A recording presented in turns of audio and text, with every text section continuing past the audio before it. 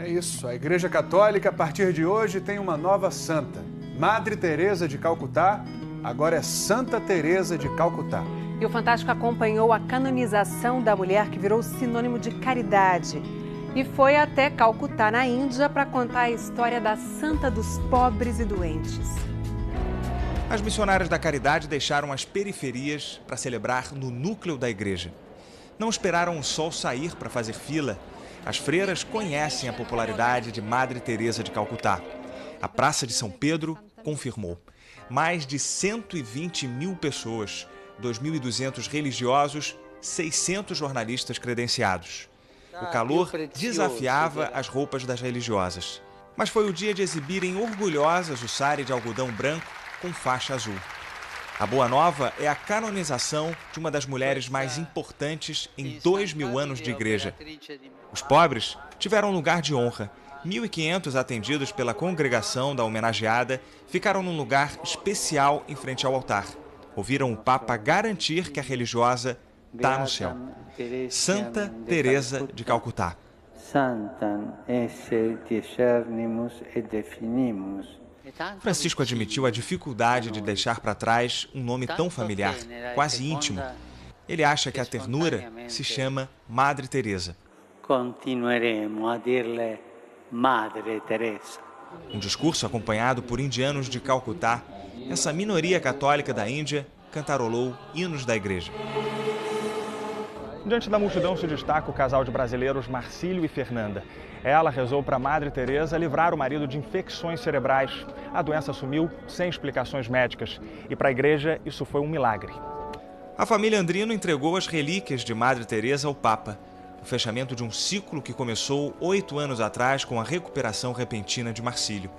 Fernanda se emocionou com tudo o que viveu. Faz com que a gente acredite que a misericórdia de Deus, que Madre Teresa realmente ela continua, até hoje olhando pelos mais necessitados. Que foi na nossa noite mais escura que a Madre foi e intercedeu por nós. O símbolo da defesa incansável dos pobres recebeu uma reverência valiosa. A igreja agora tem certeza que a chamada Santa das Sarjetas é de fato santa.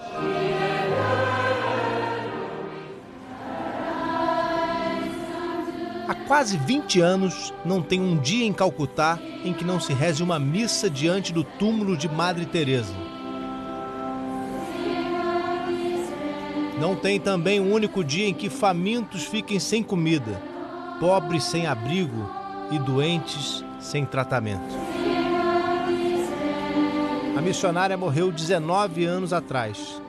Foi beatificada pelo Papa João Paulo II e agora, por tudo o que fez por quem mais precisava, por sua entrega incondicional e por 2 milagres atribuídos à sua intervenção, foi canonizada pelo Vaticano. A partir de hoje, a Madre é Santa Teresa de Calcutá.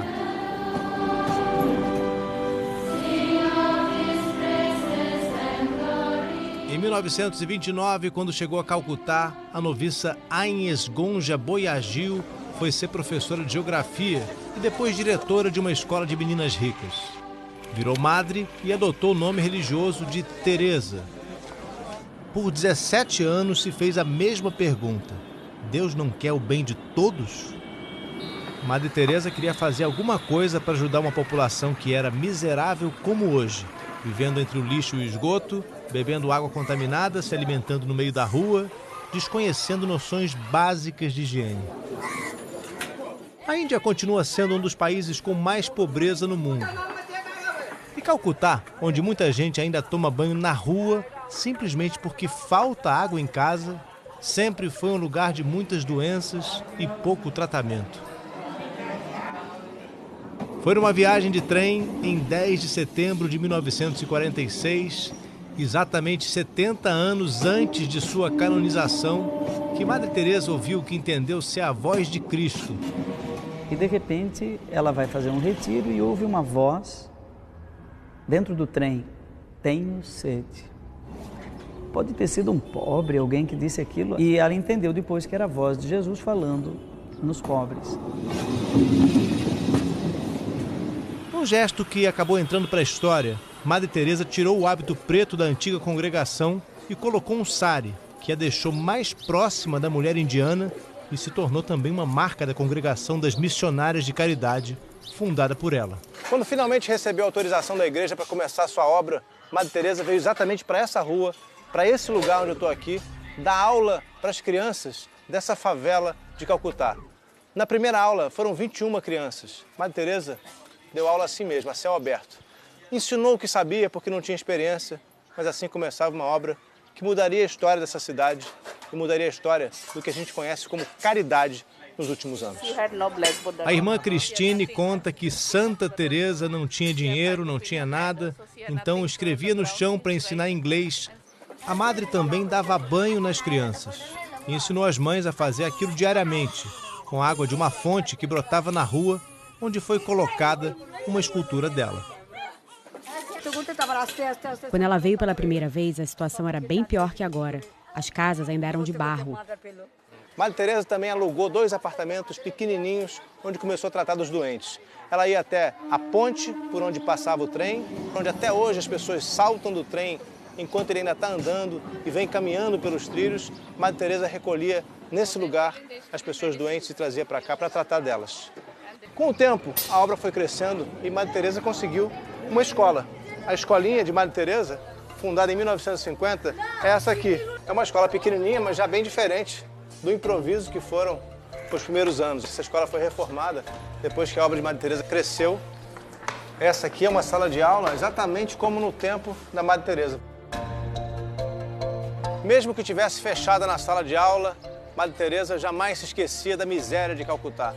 Dessa janela, ela via o lixão que tem aqui na chamada Favela do Convento, onde até hoje a gente vê crianças brincando no meio do lixo, dividindo espaço com as cabras e brincando num balanço improvisado, que afinal de contas é uma das poucas diversões que eles têm. Ela era muito firme, ia no lixão e trazia as crianças. Não se importava que elas estivessem sujas ou doentes. Thank you very much. Thank you. Thank you. A primeira escola da Madre tem hoje uma capela com a imagem de Santa Teresa de Calcutá, ao lado de Cristo e dos dizeres "Tenho sede". Ao longo da vida, a Madre conquistou muitos admiradores, dentro e fora da Índia. Reuniu-se com poderosos, encontrou parceiros importantes como a princesa Diana e se reuniu também com alguns ditadores, como o corrupto Baby Doc do Haiti, cumprindo a própria determinação de jamais pedir doações, pois elas deveriam vir espontaneamente, recebeu milhões e milhões de dólares de ajuda para suas obras de caridade. Os defensores de Madre Teresa diziam que encontros com poderosos, mesmo que fossem corruptos, se justificavam, pois a Madre tinha que lidar com a realidade política para defender sua causa. Mas ela foi muito criticada ao combater o aborto e dizer que o sofrimento era um dom de Deus.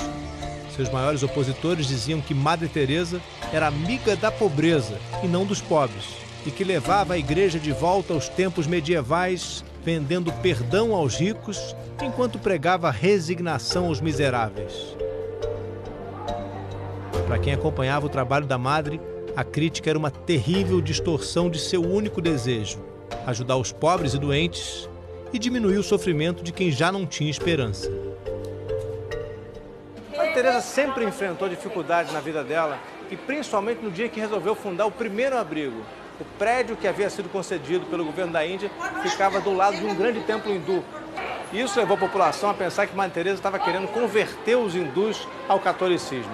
Teve uma grande manifestação na porta, até que veio um policial com a missão de tirar Madre Teresa e fechar o abrigo.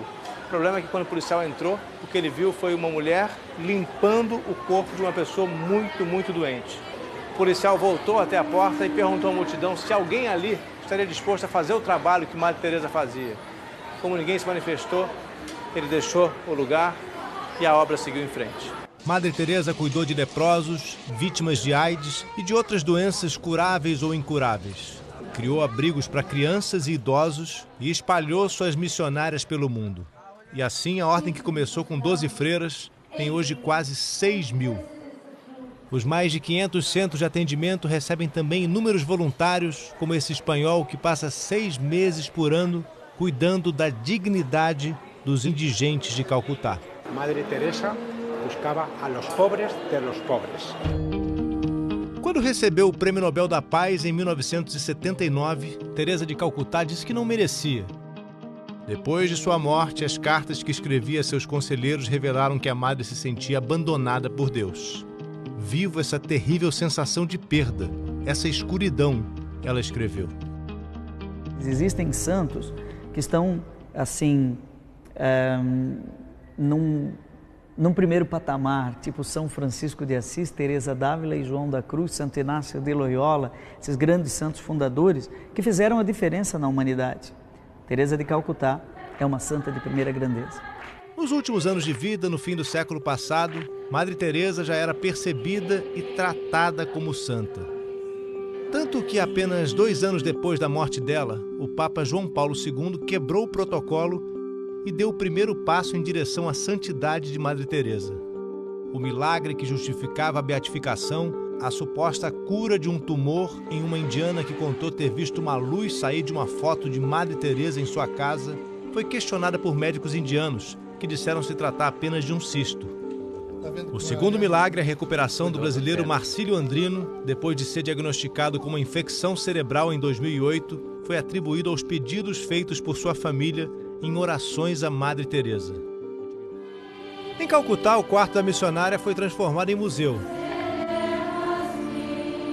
E a irmã Nicole, que conviveu com a madre em seus últimos anos, nos contou que ela sabia que seria santa. Se algum dia eu for santa, Madre Teresa escreveu numa carta, serei certamente uma santa das trevas. Estarei continuamente ausente do céu para acender a luz daqueles que estão na escuridão da terra. Hoje, 19 anos depois de morrer com problemas no coração, Teresa passou a ser chamada oficialmente de Santa Teresa de Calcutá. Mas aqui nesse pedaço da Índia, onde tem até monumento em praça pública para ela, os mais pobres entre os pobres sempre pensaram assim.